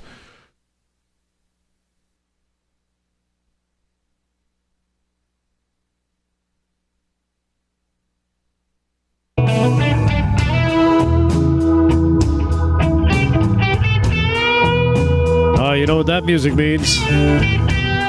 Damon went to the potty. Ooh. So it's time for me to take over. That's a block party. It's going to be in there for a while. Could be for a while. Anyhow, for 10 years, Patriot Mobile has been America's only Christian conservative wireless provider. And when I say only, trust me, they're the only one. Patriot Mobile is a proud supporter of this show, and we are proud to partner with them. They offer dependable nationwide coverage, giving you the ability to access all 3 major networks, which means you get the same coverage you've been accustomed to without funding the left. Patriot Mobile makes sure that when you switch, you're sending the message that you support free speech, religious freedom, the sanctity of life, Second Amendment, and our military veterans and first responder heroes. Their 100% U.S.-based customer service means when you make that switch, it'll be easy. You get to keep your number, keep your phone, or you can even upgrade. Their team will help you find the best plan that works for your needs. All you got to do, very simple, go to patriotmobile.com/RAV or call 972-PATRIOT. That's patriotmobile.com/RAV or call 972-PATRIOT. You get a free month when you use the offer code RAV. Join us and make the switch today. patriotmobile.com/RAV. That's patriotmobile.com/RAV or call 972-PATRIOT. Patriot Mobile. Thank you for supporting the show. And of course, it's always good when you got people supporting the show. We love to, bring them on. Like we talked to the Dr. Holly earlier. She's a great friend of the show. We'll do some sports with Slick Rick in just a little bit. Well, let's change gears. Let's jump over to David Zier, see what's going on with some news with David Zier. What do you got for us, David? Just really quick, cut number 12. We have 50 Cent supporting Trump, it looks like, has a quick message for us. That is cut number 12. Have you made a decision? I haven't. What do you think is the Thank you. Just last question. What do you see as the significance of African American men in this election? Thank you, everybody. For both of you. I see them identifying with Trump. Why do you say that? Because they got RICO charges. Yeah, just a little shout out there. And it appears that Russian warships are steaming for the Caribbean as a show of force. Now, the Russian Navy can't take on the U.S. Navy, but this is what's going on because of the escalation. All we need is more tensions right off the coast of the United States. Wow. We know the CHICOM have a base in Cuba or have an operation going on there. So they're trying to show some strength in their naval power. And again, I wouldn't want to go up against the Sixth Fleet as the Russians, but some of their ships carry nuclear weapons. We're going to follow that closely. We'll see what's going on there. And then there is a story today in Zero Hedge that a second quarter recession this year looks increasingly likely. The GDP has been adjusted down for last quarter, I think from 1.8 to 1.2 or 1.3, which is par for the course of what's going on. And what's happening here is that we think that there's been a peak in the housing market and other sectors. And we know manufacturing orders have a steep contraction. So we're going to follow that and bring you more here. I wanted to get to two quick clips here. We have in Massachusetts here. Which is crazy. Cut number 13, 911 calls with no guns in Massachusetts. What could go wrong? We're definitely a pioneer in this approach. A tentative plan to send a team of unarmed social workers to some emergency 911 calls in Cambridge could officially be rolled out as soon as next month, says Liz Speakman, director of the city's new Community Assistance Response and Engagement. Having an unarmed civilian with experience in mental health going to mental health calls is really the right response. Speakman tells us that the 5 members of the CARE team have extensive backgrounds as social workers and first responders. Unlike some other alternative response programs recently deployed in other cities across the country, the CARE team will not be accompanied by police when they are sent to nonviolent mental health related calls. If anything goes wrong, if there's any safety concerns, they can radio for assistance immediately and get back up right away. It's an opportunity for us to help fix a system that's been broken for a really long time. CARE team member Marie Matthew is eager to start responding to emergencies that are presently handled by police with guns. I think this program is an opportunity for us to take care of the people that we are trained to take care of. Yeah, until someone has a knife at someone's throat in their kitchen. Yeah, you know what's crazy about that too? Because they're touting it as well. It's a nonviolent. It's nonviolent until you get there and you decide you're going to try to intercede, and they see you encroaching on them and their personal lives and their personal issues. It becomes violent very quickly. You won't have a chance to radio respond. Hey, I need help.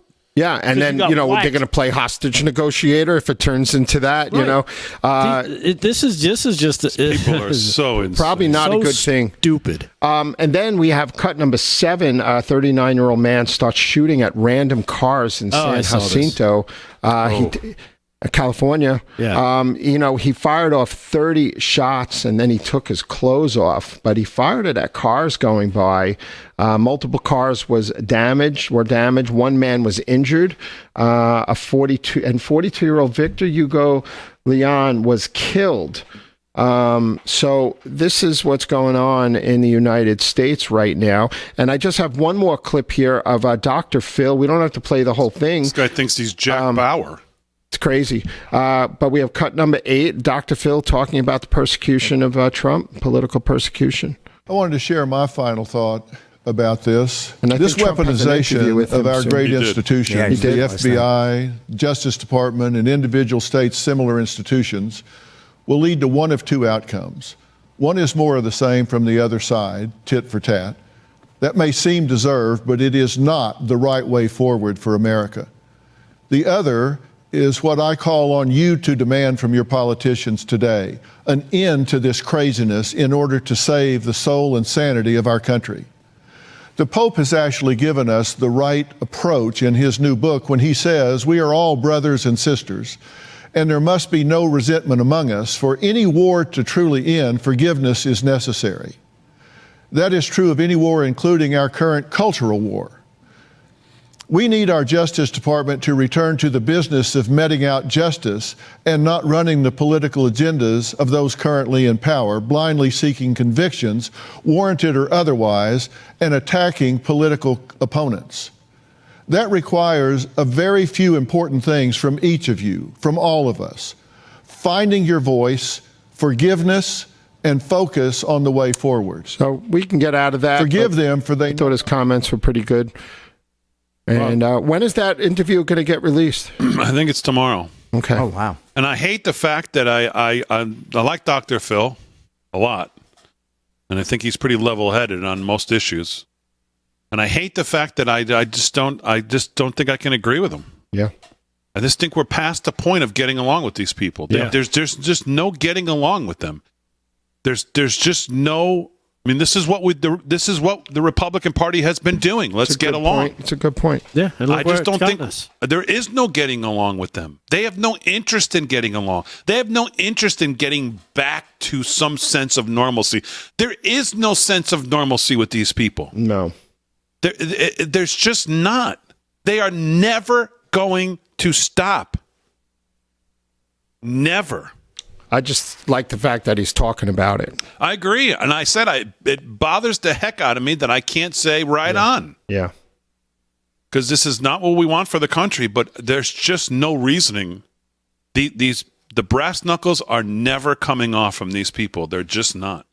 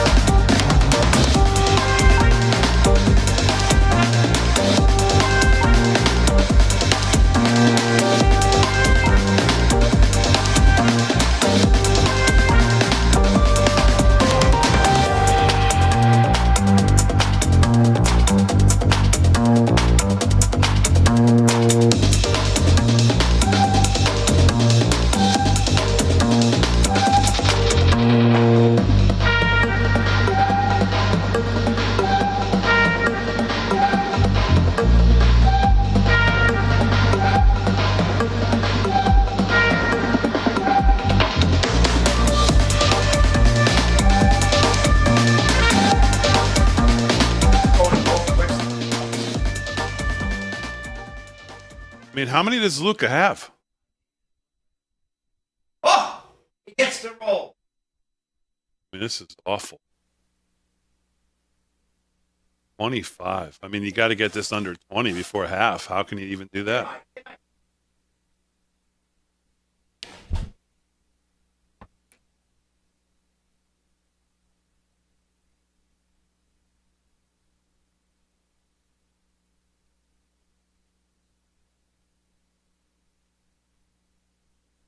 Look in the freezer.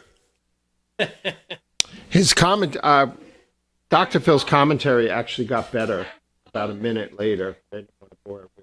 No, I was liking Dr. Phil, but that's fine. I mean, he pitches his book in the middle of that clip somewhere too. Yeah, that's true. Got to respect that. I mean, that's what he does. Oprah. We have to get along. LFS6B is your promo. MyPillow.com.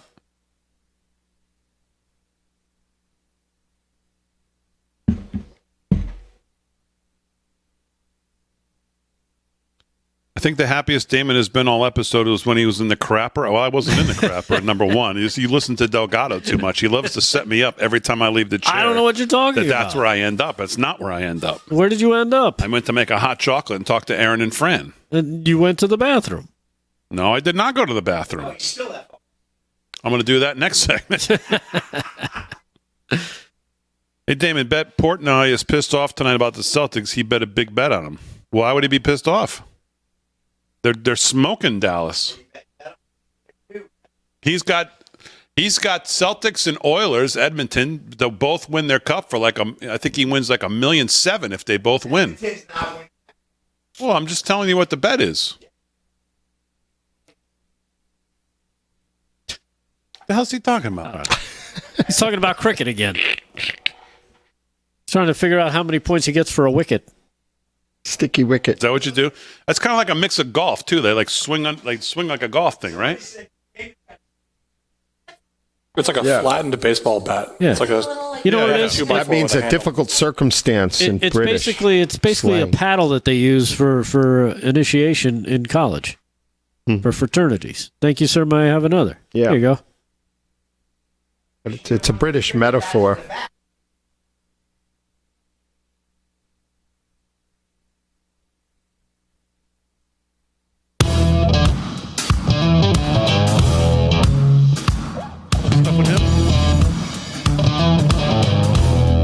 So there's a new Fox News poll out, and like I said before, I'm not going to believe any poll either way, good, bad, or indifferent. I'm not relying on polls at all.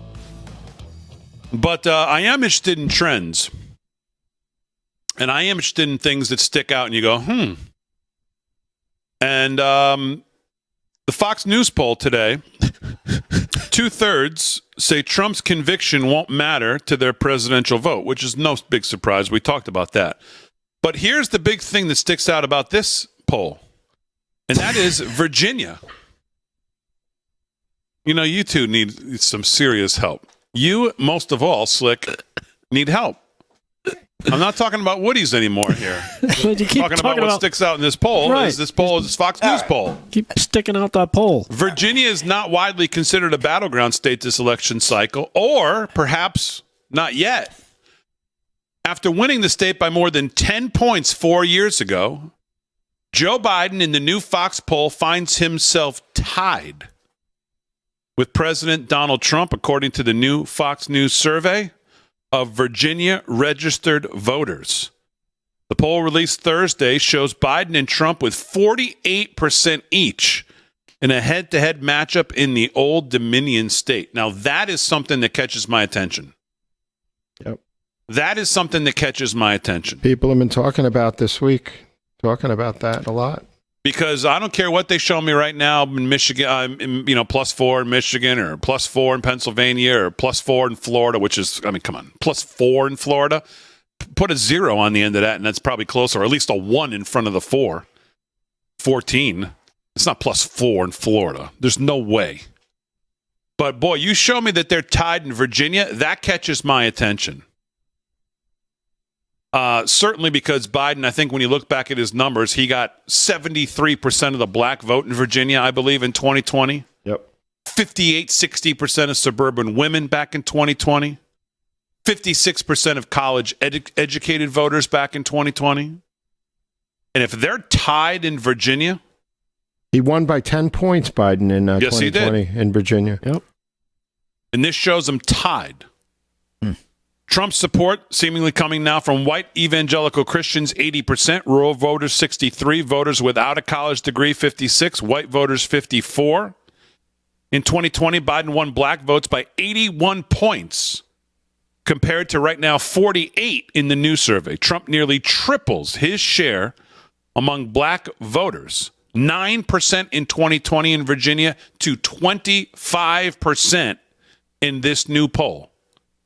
There is no age gap as voters under 30, 48% each, and those 65 and over, 48% each, split their support. Independents also seem torn, 45 Biden, 43 Trump. The gender divide is small but evident, as men are more likely to go for Trump +5, while the opposite is true for women, Biden +6. A potential 5-way race is tight in Virginia as well. Biden edges out Trump in a 5-way race in Virginia by just 1 point. 42-41, followed by Kennedy 9, Cornel West 2, Jill Stein 2. As of now, none of the third-party candidates asked in the survey are on the ballot in Virginia. While Trump, 10%, loses slightly more support to Kennedy than Biden, who loses 7%. When the race expands, it levels out because Biden loses more support to West and Stein than Trump does. 2/3 of Virginia voters say they are extremely motivated to vote this November. I mean, if you're not motivated to vote this November, then you're working for, you're working for Biden in the deep state, which, by the way, is not so deep anymore. Last time a Republican presidential candidate won Virginia was former President George W. Bush in 2004. Virginia is a must-win state for Biden. So a tight race here is going to require some serious defense from his campaign to hold it, says Democrat pollster Chris Anderson, who conducted the Fox News poll with Republican Darren Shaw. But that does appear possible in that compared to elsewhere, Virginia voters are a little more positive about the economy and give Trump less of an advantage on the issue. So again, I don't trust any of these people or any of these polls, but you show me a trend like that or something that's even reasonably close, a place that Biden easily won, a place that goes more blue seemingly every year, and you tell me they're tied in Virginia, where Terry McAuliffe rolled the roost for how long, and every other whack job Democrat for a while. And a lot of D.C. lives in Virginia. Yeah. Oh, the swamp is big in Alexandria. You can't touch a house for under $1 million in Alexandria.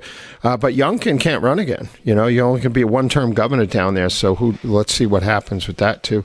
And Youngkin, of course, is doing a good job and doing. And I just saw that he not taking on the EV nonsense there. So he continues to try to do what he can, obviously. But I'll tell you, it speaks to that is a trend that catches my attention. Because if that's truly even close to right, I mean, he's up a lot more than +4 in some of these other places than 2, I would think. Yeah, and then you mentioned the amount of black support. I mean, that's a huge number, 25. Yeah, and that's only picking up steam. Even Al Jazeera was reporting in March that Trump was ahead 17% with the 70% of the black vote, and they're not exactly a Trump organization. Yeah. Speaking of Youngkin, by the way, first Republican to be elected in the governorship since 2009, as we said, Terry McAuliffe. But his job approval ratings are much better, obviously, than Biden's. 56 approve in Virginia of him, 40% disapprove. Still, nearly 3 in 10 who approve of Youngkin could lean Biden, 28%, while 2 in 10 who disapprove of him back Trump, 20%. Tuesday, Youngkin said on with Martha McCallum that, make no mistake, Virginia is back in play. Biden may still be a small favorite, but the data here shows a very competitive race. The map is clearly expanding in a way that creates more opportunities for Trump to get to 270. The Democrats have destroyed Richmond, Virginia. I used to live there. It was one of my favorite places in the world. They just destroyed it. That Greyhound station up by the Arthur Ashe Stadium and Monument Boulevard, what they did, defacing all the statues and graffiti. You can't walk at night by that tennis center without getting mugged or shot. It's brutal. It's brutal. And the mayor of Richmond's a complete failure. So I think there might be some change. And I had Pastor Moore up here from Richmond. Leon Benjamin, and he's great, and he has a church in Richmond, and he says that there is a change coming a little bit. So, speaking of Dr. Phil, they're starting to drop some clips from Dr. Phil's interview with President Trump. I believe the full thing drops tomorrow, but here's one of them at the beginning of the interview. You and I talked the other night, and I work in trial sciences for a lot of my career, and so I have a particular interest in the dynamics of the trial setting. You know, it was interesting when you called the other day about doing an interview. A lot of people want to do interviews, and I don't just agree to them very easily. But I've always had great respect for you. I watch your show, some of the real good ones, and some of the less intellectual ones, and that's okay too. But it's always been you've always been very special, and I knew that you were, in some form, very much involved with trials. And I found it to be very interesting that you would take this up. It's a very important thing. Well, I wanted to, and I know that there was some news coming out of Georgia today, there was some news coming out of Florida today, that they're stepping back from this. And very good news. I called for the other day, and I don't know if you saw it, but on Merritt Street Media, where I now do my show, I called for President Biden to stop all of this now. And of course, a lot of people said, oh, he can't stop it, it's a state case. Well, okay, that's an explanation for stupid people, but for people that understand how this works behind the scenes and all, I say the same thing. They need to stop this. They need to stop pursuing you. Since you started your campaign in 2015 to run for office, there have been so many attempts to get you off the board even before you started your campaign. Then once you were in office, 2 impeachment opportunities, they changed the rules to try to make it high crimes and misdemeanors if there were business conflicts, and in this case, never ends. It seems to be never ending. So you and I mean, there's Dr. Phil. Hello. Wow. Oprah's got to be angry at him. Dr. Phil from downtown. Right. That's right. She gave him his start, right? Dr. Phil from downtown. I mean, swish. Good for him. I mean, that's right on the money, right? Yeah, going right to the beginning, too, going back to 2015, mentioning how they've been after him ever since. I didn't expect 2015. That's an explanation for stupid people. I love that answer. That was great. That's an explanation for stupid people. That was great. Martha McCallum or Shannon Bream, hello, pay attention.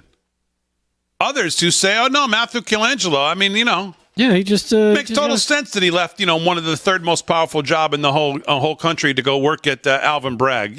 He saw the ad on Craigslist. He's like, I'm going to go for this job. Hopefully they'll take me. Yeah, sounds good. Yeah, either that or landscaping. I'm cooking at the Morton Steakhouse. I'm going to take a job at Wendy's. What? Well, the lure of the Baconator is tremendous, Dave. Yeah. Well, good for Dr. Phil. So that clip alone makes me want to watch the whole thing. Speaking of Wendy's, you get so crazy sometimes at Wendy's, you end up looking for Woody's. Well, it's ridiculous.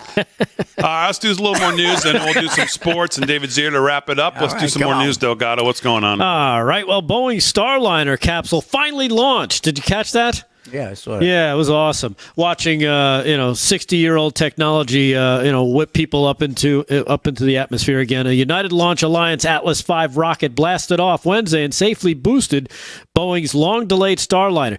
You would think we'd have some better technology at this point.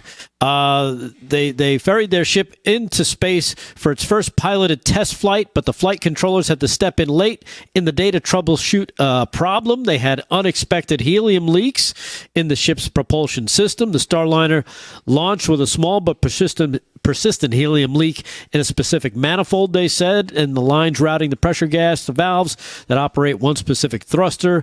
Turns out they were able to continue the flight, though, and they managed to do a dock. The first crewed Boeing Starliner docked with the International Space Station. NASA astronauts Butch Wilmore and Sonny Williams have arrived at the ISS aboard the Boeing Starliner, and the spacecraft docked with the orbital outpost earlier today. So there you have it, some success. I guess we're finally getting into space. Finally, it's amazing. Yeah, never been there before. Hey, we're just talking about this, and I look here, Bonchi, our friend Bonchi from Red State. This is why I think that Florida +4 doesn't make any sense. If Trump is up 5 in Arizona and even in Virginia, he's not up just +4 in Florida, and that's exactly right. I think they're left out of 4. Yeah, they either left out of 4 or they forgot the 1 in front of the 4 or the 0 after the 4. That makes a lot more sense. And he's ahead by probably about 10 points over where he was in 2020 at this point nationwide in all the states, in the battleground states and others. Yeah, I'm telling you, those incursions, and he's got trips to, I guess, Detroit, Chicago, all these other communities that Republicans normally stay away from. I think he feels like he's got some momentum now going into these places, and he can really do some damage. Yeah. So you know what? Keep it going. Push forward. All right, we'll do some more sports. David Zier, wrap it up when we get back right after this. Live from Studio 6B on a Thursday night.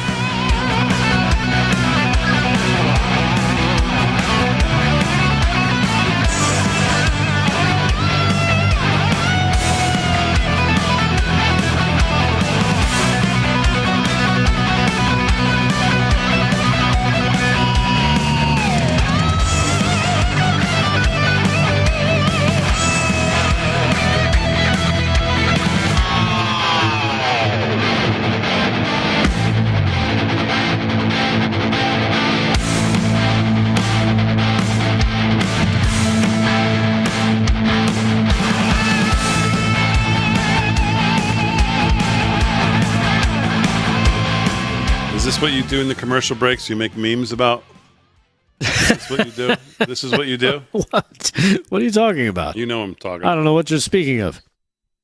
Yeah, that's what I'm saying. This is what he does during the show. That was like 3 breaks ago. Yeah. Yeah, that was. That's when you were making. That was when you were making coffee. Listen to He Aaron. did that when he was making his read. It was and people say that I'm mean to him. I'm not being If they mean. only knew. Delgado has I a didn't love-hate put this relationship. anywhere. They only this knew. This was an internal thing for our giggles. We hate to leave of him. Just little guffaws for each other. Slick, people love the fact that when you're shot, your head goes in front of the IO on studio, and all that's left is stud. That is like so crazy. Hey, stud. Pretty funny. Does anybody even call anybody a stud anymore? No, it's not even. They do on this show. Only you. Only you. That's an old word. I think is they're talking about they want to put me out the stud. So is Bannon done now? Oh no. No. They told me it's to report, I believe, July 1st. Oh, okay. Yeah, July 1st. Oh, ridiculous. July I guess it was a hearing though today. Where does he have to go? That he had to go to. Yeah, they took away. Today they stay. revoked his bail today. Oh, okay. Because it says here, classic Bannon from this morning. He refuses to mention the court hearing on War Room. He dips out saying he has to attend a previously scheduled event, and that's it. Well, we had cameras there when he arrived. I mean, everybody knew. I don't think that's. I spoke to Harry. He was with them today. Harry was on all of the major network coverage today. Was he? Yeah. Really? Yeah, they all had cameras there as Bannon arrived, and there's Harry. There's Harry standing there. Surprised they didn't interview him. Walking around. Harry on the highway. Come on, Harry. Harry's here, by the way. He stopped in. Oh, right. He said he was going to. That's why I said before, maybe we'll talk to Harry. Did he leave? I don't know. He's in the bathroom. He hopped in and then... He's in the can. He's in the can. He's in the cans, too? Where Delgado's always got me, even though I'm not ever there. He just walked back in. Congratulations, Miss Alabama. Wow. I saw that. She looks like the size of Louisiana. I saw that. That's just some... God. Wow, man. Harry, your flight made it? Harry on the highway. Harry on the highways here. Harry back from D.C. Come on. Harry's back. Harry making all the big news coverage today. He's walking around there with Steve Bannon. Harry Oates. The great Harry Oates in the house. So I made sure I slowed. I was going to say. I got that, Steve. I got it. Hey.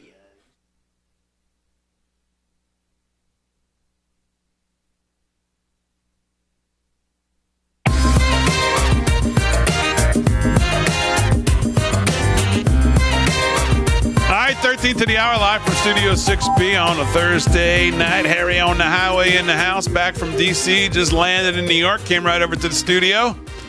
Harry made his way into all of the network coverage today of Steve Bannon arriving at the courthouse. All the major networks, NBC, ABC, CBS, they all took one camera, and Harry found his way right in front of it. There he is. So there Harry was, standing there with Steve Bannon. That's pretty cool. Yeah. All right. 13 to the hour, live from Studio 6B. Let's do some more sports and news. We'll wrap it up here for a Thursday night. Tomorrow night on the show, we'll be covering all the events at TPUSA, their special event tomorrow night. We'll take some of the speeches. I think right around the top of the show, Charlie Kirk should be probably close to giving the closing statements for the day. And we'll cover that live tomorrow night at 8 o'clock. And then, obviously, Real America's Voice, I believe, will have coverage all day on Saturday as well. Another busy weekend. Make sure you lock it in on Real America's Voice, coverage of anything the president's doing, and obviously TPUSA. So all kinds of good stuff on the weekend, and besides all the great shows on the weekend. So make sure you tune it in and lock it in to RAV all weekend long. Slick, let's do a little more sports before we wrap it up. What's going on? All right, get you updated on the NBA Finals. Game 1, TD Garden in Boston. Good action tonight. Celtics, though, with a big lead at the half, 63-42. They're up by 21. They got Kristaps Porzingis back, and he is shooting the lights out of the ball. He has 18 points in the first half, and Luka Doncic, to no one's surprise, he's a backup score there, 17 points. So good game, Big D. I think, well, not really a good game. It's a blowout, 21 points. I don't know. We'll see. Mavericks may make a run, but I think Celtics take game 1. I like the Celtics to win the NBA championship this year. I think they've been the best team in the playoffs. Dallas got there, but it was a rough run they had against Minnesota. It's easy to make that call now that they're up 25 in game 1. No, I had them before we walked in. Yes, you did. I did, but you had Dallas. But that's I do, and I still think they're going to win. And believe me, I have no horse in this race. I'll be very happy if Dallas wins, and I'm wrong, but I think they're going to win it. Oilers Panthers, that'll be Saturday night, and it's all over. NCAA softball game 1 of the finals. Oklahoma has topped Texas 5-3. So let's see. Well, no, excuse me. They're up 1-0, and game 2 now. Oklahoma is leading 5-3 over Texas. So we'll keep in a track on that. We'll have more reports tomorrow night as well. well. I gave you the baseball scores a little early, just a couple of the quick scores. Dodgers and Pirates. Dodgers over the Pirates 11-7, bottom of the ninth. Yankees in a rain delay. Guess we're getting a little rain there in the Bronx. 8-5 over the Twins. Rockies 3-0 over the Cards, bottom sixth. Middle of the sixth, well, looks like this one's over. Red Sox 11-0 over the White Sox, and Diamondbacks 1-0 over the Padres. Well, a little bit of a scary scene today at the Kansas City Chiefs. Will be the world champion Kansas City Chiefs, fresh off their trip from Washington, D.C. Chiefs canceled practice after defensive lineman B.J. Thompson suffers seizure and goes into cardiac arrest. This is Dylan Gwynn of Breitbart. Just happened a few hours ago. The Kansas City Chiefs canceled all practices on Thursday after a defensive lineman went into a seizure and suffered cardiac arrest during a team meeting. The Chiefs are in the OTA portion of their off-season program. The team says they expect to resume practice tomorrow, but the young man, he is a 2023 fifth-round pick out of Stephen F. Austin, and well, I'm sure more reports will come out of it. That's not a good situation. So sorry to hear that, young man, and what's going on there. And well, Chief star Travis Kelce would visit White House no matter who is president. Always an honor. At least he's got some sense, this kid. Not much, but some. Warner Todd Houston of Breitbart. Kansas City Chief star Travis Kelce said that he would visit the White House to celebrate a winning season no matter who is president at the time, and insisted that it's always an honor to be recognized in Washington, D.C. Kelce's comments come days after the Chiefs visited D.C. to celebrate their 2024 Super Bowl win and to shake hands with President Joe Biden. But Kelce now says that if the Chiefs won the Super Bowl next year and Donald Trump was there again, he would still love to visit the White House once. Like, why do they even have to ask him that question? Yeah. I mean, I'm sorry to report that one there. And Big D, I think I'm going to close it there. They're back to him, 66-44, just underway. Boston by 20 as we start the third quarter of the NBA Finals. All right, Slick, sounds good. I just want to quickly play this. We don't need sound on it, but this is the one I could find quickly. This is during the playing of taps, and you can see all of you can see the men behind Biden all saluting, looking straight. Here's what he does. This is during taps. Like, what is going on? Are you kidding me? And now you've got. Look at these. They're like, what is he looking at? What, he makes everybody turn. Right. Now the men are not turning behind him. Oh, they would never. Who actually know what to be doing and what's going on during taps. What is this?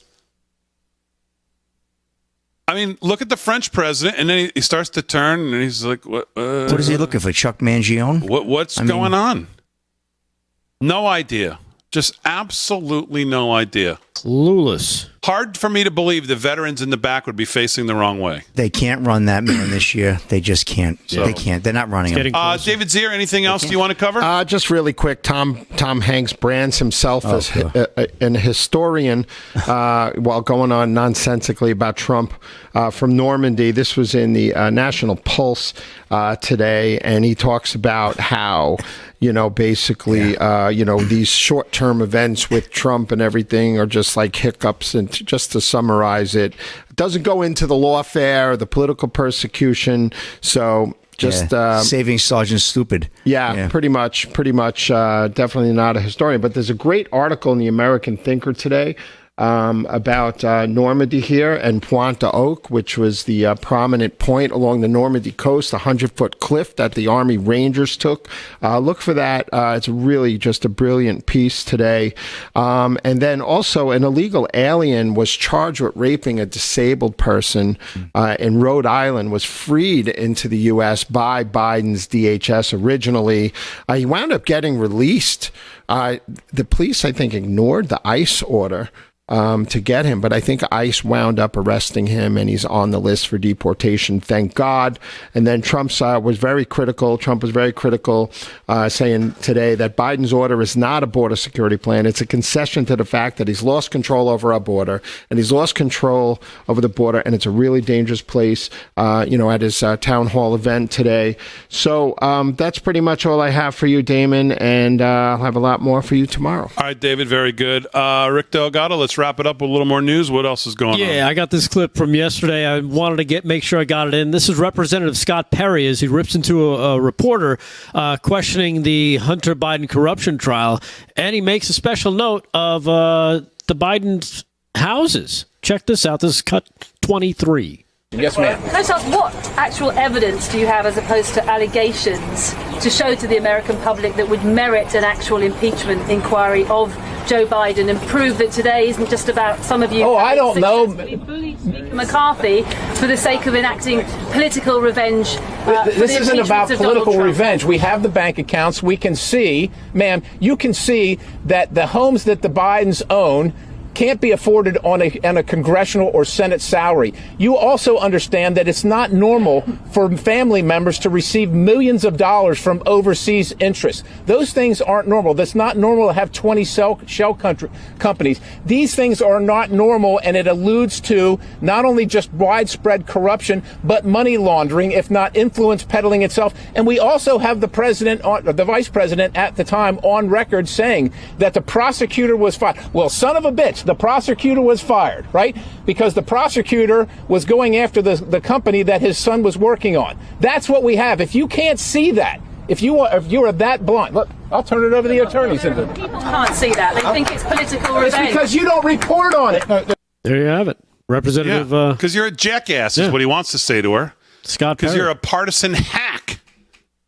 Like everybody in the media. Hackery every day. That's what we see from you. Political hackery and your questioning and your ideology that you can't get away from. All right, as always, we salute our guys. Sound angry. Military, active and active, police, firefighters, first responders, EMTs, everybody on the front lines protecting us. Of course, we remember all our heroes today. Not being mad at me. Thanks, guys, on the show. Aaron Frank, great job as always. Harry on the highway, welcome back. Most of all, thank you live from Studio 6B audience. See you tomorrow night. TPUSA Live. We'll cover it. We'll see you tomorrow night.